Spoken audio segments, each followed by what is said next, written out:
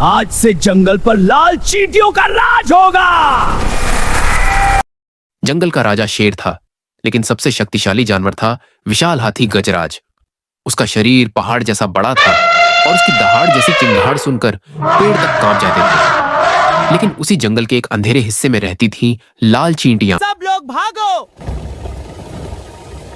बहुत समय पहले पहाड़ों और घने पेड़ों से घिरे एक विशाल जंगल का नाम था महाकाल वन।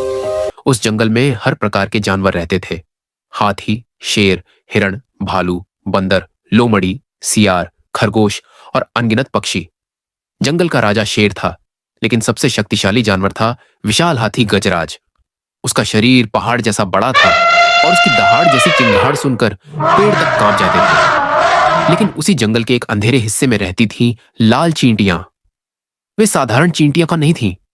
उनका सरदार था रक्तमुख, एक बेहद चालाक और निर्दयी लाल चींटी।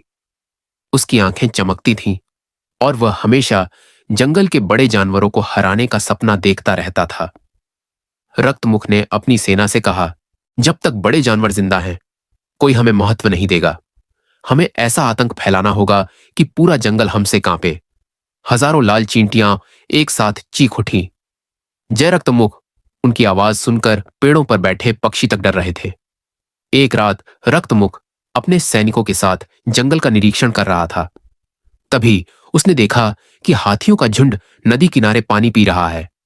रक्तमुख बोला, अगर हमने गजराज को हरा दिया तो पूरा जंगल हमारे आगे झुक जाएगा। एक छोटी चींटी डरते हुए बोली, लेकिन सरदार, गजराज इतना विशाल है, हम उसे कैसे हराएंगे? रक्तमुख मुस्कुराया, ताकत से नहीं, चालाकी से। फिर उसने योजना बनाई। नदी के पास एक दलदल था। ऊपर से देखने पर वो सामान्य जमीन जैसा दिखता था, लेकिन अंदर गहरा कीचड़ था। हम गजराज को उसी दलदल में फंसाएंगे। उसी जंगल में एक चालाक लोमड़ी रहती थी जिसका नाम था कुटिला। वह हमेशा दूसरों को धोखा देकर अपना फायदा उठाती थी। तुम यहाँ क्यों आए हो? हम दोनों मिलकर पूरे जंगल पर राज कर सकते हैं। कैसे? हमें गजराज को खत्म करना होगा। अगर हाथी मर गया तो जंगल के बाकी जानवर डर जाएंगे और फिर जंगल पर हमारा राज होगा। दोनों की खतरनाक दोस्ती शुरू हो गई।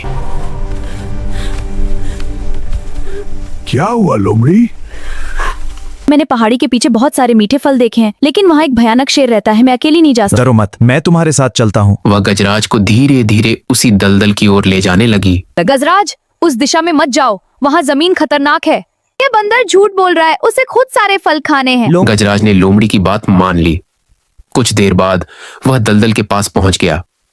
जैसे ही उसने आगे कदम रखा, उसका पैर गहरे कीचड़ में धंस गया। गजराज जोर से चिंघाड़ा, यह क्या? वह बाहर निकलने की कोशिश करने लगा, लेकिन जितना हिलता उतना नीचे धंसता जाता। तभी पेड़ों के पीछे छिपी हजारों लाल चींटियां बाहर निकल आईं। लोमड़ी जोर जोर से हंसने लगी।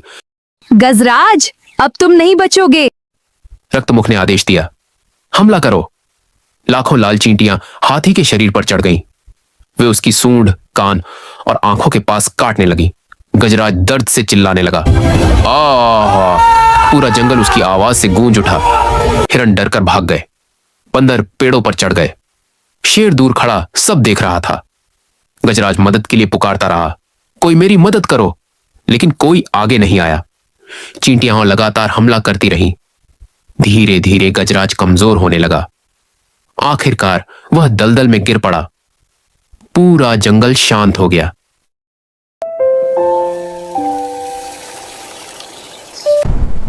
आज से जंगल पर लाल चींटियों का राज होगा। गजराज की मौत के बाद जंगल में डर फैल गया। अब लाल चींटियां हर जानवर पर हमला करने लगी। वे हिरणों के बच्चों को काटती, खरगोशों के बिलों में घुस जाती, भालुओं तक को परेशान करती। जो जानवर विरोध करता, उस पर हजारों चींटियां टूट पड़ती। लोमड़ी कुटिला अब खुद को जंगल की रानी समझने लगी थी। वह जानवरों को धमकाती, जो मेरी बात नहीं मानेगा उसे लाल चींटियों के हवाले कर दूंगी। जंगल के सभी जानवर डर गए। जंगल में एक बूढ़ा उल्लू रहता था जिसका नाम था प्राज। वह बहुत बुद्धिमान था। एक रात उसने सारे जानवरों की सभा बुलाई। उल्लू बोला, जंगल वासियों सुनो, अगर हम एकजुट नहीं हुए तो लाल चींटियां पूरे जंगल को खत्म कर देंगे, लेकिन हम उनका सामना कैसे करें? हर दुश्मन की कोई न कोई कमजोरी होती है। चींटियों की कमजोरी क्या है? पानी। हम लाल चींटियों के बिलों तक नदी का पानी पहुंचाएंगे। लेकिन उनके बिल बहुत गहरे हैं, इसलिए हमें मिलकर काम करना होगा। अगले दिन सारे जानवर जुट गए। हाथियों के बिना काम कठिन था, लेकिन भालुओं ने मिट्टी खोदी, बंदरों ने लकड़ियां इकट्ठी की, हिरण पहरा देने लगे। धीरे धीरे नदी से एक बड़ा रास्ता बनाया गया। समय आ गया है, नहर का बांध खोलो। सब लोग भागो, सभी सैनिक बाहर आओ। लेकिन तब तक बहुत देर हो चुकी थी। पानी तेजी से बिलों में भरने लगा। हजारों चींटियां बहने लगीं। रक्तमुख बचने की कोशिश करने लगा। तभी लोमड़ी कुटिला वहां पहुंची। वह बोली, मुझे बचाओ। लेकिन रक्तमुख चिल्लाया, पहले खुद को बचाओ। लोमड़ी समझ गई कि चींटियां किसी की दोस्त नहीं थी। वह भागने लगी, लेकिन रास्ते में कीचड़ में फंस गई। उसी समय शेर वहां पहुंचा। शेर गरजा, आज तुम्हें तुम्हारे धोखे की सजा मिलेगी। लोमड़ी डर गई, लेकिन शेर ने उसे मारने के बजाय जंगल से हमेशा के लिए निकाल दिया। होते होते लाल चींटियों का आतंक खत्म हो चुका था।